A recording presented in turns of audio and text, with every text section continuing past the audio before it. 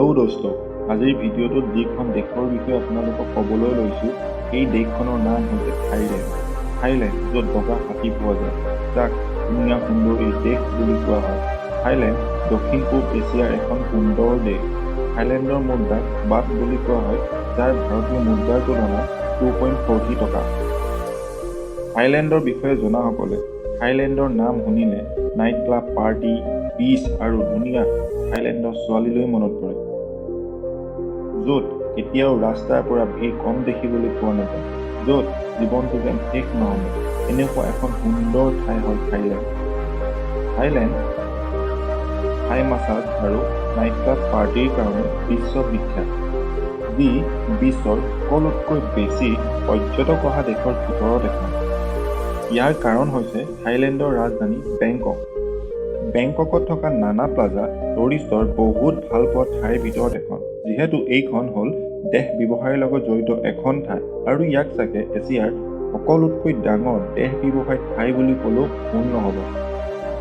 বেংককৰ জনসংখ্যা প্ৰায় 1.5 কোটি, য'ত 95% বুদ্ধ, 3% মুছলিম, 1% হিন্দু আৰু বাকী 1% অন্য ধৰ্মৰ লোকে বসবাস কৰে।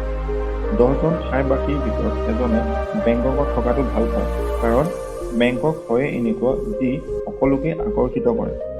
বেংককত থকা ডাঙৰ ডাঙৰ সুন্দৰ ইণ্টাৰনেশ্যনেল হোটেল আৰু ডাঙৰ ডাঙৰ শ্বপিং মলবোৰে বেংককক এখন সুকীয়া স্থান দিছে।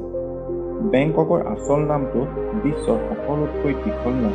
ইয়াত মুঠ 21টা ৱৰ্ড আছে আৰু ই ইমানেই জটিল যে পঢ়িবলৈ অলপ সময়ৰ প্ৰয়োজন হয়।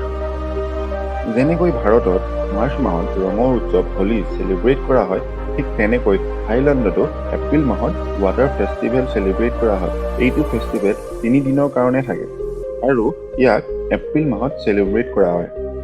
থাইলেণ্ড আগত ছিয়াম নামেৰে জনাজাত আছিল, কিন্তু 1948 চনত ইয়াক সলনি কৰি থাইলেণ্ড কৰি দিয়া হয়।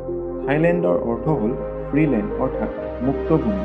থাইলেণ্ড বিশ্বৰ এনেকুৱা এখন দেশ য'ত কেতিয়াও কোনো বিদেশী আহি শাসন কৰাহি নাছিল। আপুনি জানেনে থাইলেণ্ড আৰু আমাৰ দেশ ভাৰতৰ মাজত কমন কি বলক মই কৈ আছোঁ। যেনেকৈ আমাৰ দেশত ৰামায়ণ পাঠ কৰা হয়, ঠিক তেনেকৈ থাইলেণ্ডতো ৰামায়ণ পাঠ কৰা হয়। নহয়নে এইটো এটা বহুত সুন্দৰ কথা?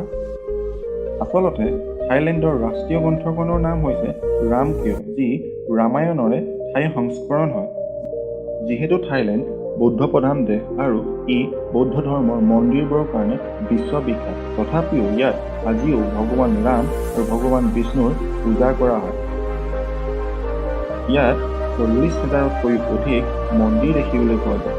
থাইলেণ্ড বিশ্বৰ একমাত্ৰ এখন দেশ য'ত ইনাৰৱেৰ অবিহনে যদি আপুনি ৰাস্তালৈ যায়, তেন্তে এইটো এটা ডাঙৰ অপৰাধ বুলি ধৰা হয় আৰু তাৰ ফলস্বৰূপে আপোনাক জেল পৰ্যন্তও পঠিয়াই দিয়া হয়।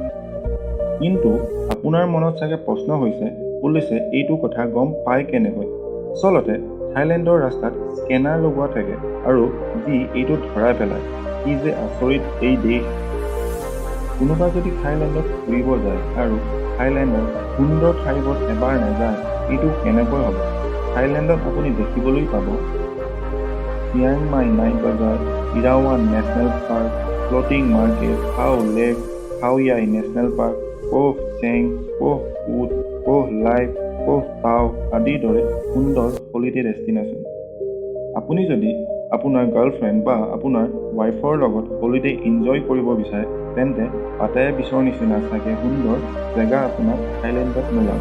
পাটায়া বিচ সঁচাকৈ বহুতেই মনোমোহা। আপুনি যদি থাইলেণ্ডৰ বিষয়ে কথাখিনি গম পাই ভাল পালে, তেন্তে ভিডিঅ'টোত এটা লাইক কৰক আৰু এনেকৈ আৰু ইণ্টাৰেষ্টিং ভিডিঅ' চাই থাকিবলৈ আমাৰ চেনেলটো ছাবস্ক্ৰাইব কৰক। ধন্যবাদ। জয় আই অসম।